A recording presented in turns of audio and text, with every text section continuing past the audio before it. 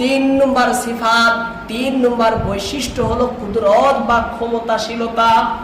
সমগ্র সৃষ্টির উপরে পরিপূর্ণ ক্ষমতা আল্লাহ তাআলা রাখেন।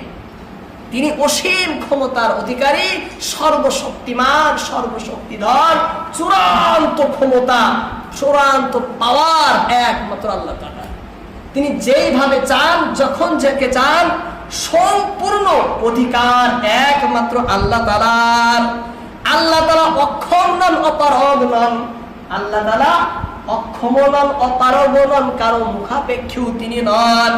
আল্লাহ তাআলা কোনো কাজ করার জন্য কারো সহায় নেন না, কারো সাহায্য নেন না, কারো মুখাপেক্ষিতা তিনি নেন না।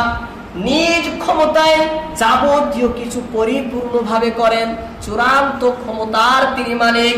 আল্লাহ তাআলা পবিত্র কুরআন সূরা বাকারার ভিতরে বলেন, আলাম তাআলাম আন্নাল্লাহা আলা কুল্লি শাইইন কাদির। তুমি কি জানো না যে আল্লাহ সব কিছুর উপরে পূর্ণ ক্ষমতাবান? তুমি কি জানো না? নবীকে বলছে, হে রাসূল, আপনি কি জানেন না যে আপনার প্রতিপালক, আপনার আল্লাহ সমগ্র সৃষ্টির উপরে পরিপূর্ণ ক্ষমতা রাখেন। অন্য জায়গায় আল্লাহ বলেন, ওয়ায়ালামু মা ফিস সামাওয়াতি ওয়া মা ফিল আরদ ওয়াল্লাহু আলা কুল্লি শাইইন কাদির। নবমণ্ডলে, ভূমণ্ডলে যা কিছু রয়েছে আল্লাহ তাআলা তা সম্পর্কে জ্ঞাত, এবং আল্লাহ তাআলা সর্ব বিষয়ে পরিপূর্ণ ক্ষমতা রাখেন। সর্ব বিষয়ের উপরে সর্বশক্তিমান, সর্বশক্তিধর, সবকিছুই তার ক্ষমতার অধীনে। সবকিছুই আল্লাহর ক্ষমতার অধীনে।